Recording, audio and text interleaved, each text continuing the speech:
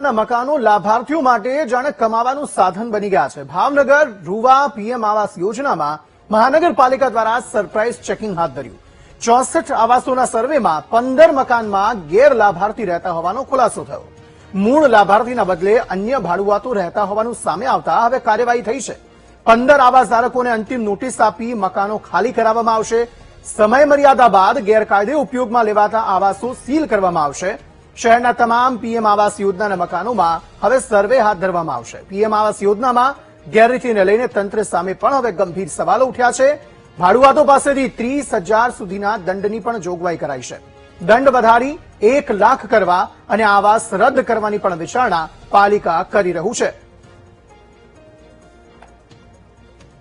સંવાદદાતા હિરેન આ અંગે વધુ માહિતી આપી રહ્યા છે। હિરેન, જણાવશો શું વધુ અપડેટ આ મામલે?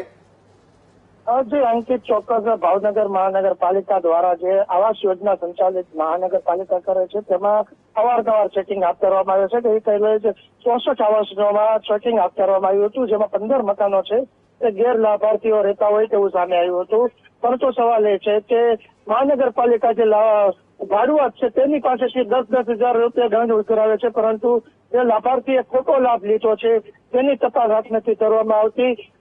અત્યાર સુધીની અંદર 10 થી 15 વખત ચેકિંગ કરવામાં આવ્યું છે। 200 કરતા વધારે આવાસોમાંથી ભાડુઆતોને ખાલી કરવામાં આવ્યા છે અને આ જે મૂળ મકાન માલિક છે તેની સામે કોઈ નક્કર કામગીરી કરવામાં નથી આવતી। બીજી તરફ જે 7 વર્ષનો નિયમ છે, 7 વર્ષ પછી આ મકાન છે તેના દસ્તાવેજ થઈ શકે છે, એટલે કે કોઈને વેચી શકે છે।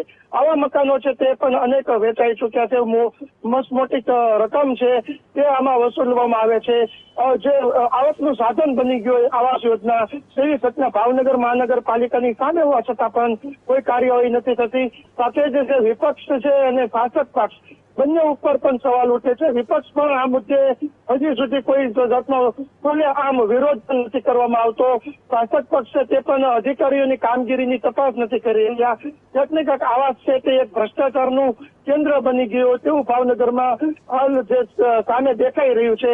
પરંતુ જોવાનું એ રહ્યું કે હવે આવનારા સમયની અંદર આવાસની અંદર જે લાભાર્થીઓ છે ગેરલાભાર્થીઓ તેની સામે શું પગલાં લેવામાં આવશે। સાથે જ જેને ખોટા ડોક્યુમેન્ટ એફિડેવિટ રજૂ કરીને આવકનું સાધન બનાવ્યું છે આવા લાભાર્થીઓની સામે કડક પગલાં લેવામાં આવશે કે નહીં તે પણ મહાનગરપાલિકાની કાર્યવાહી પર સૌની નજર રહેશે। આભાર સમગ્ર માહિતી આપવા માટે।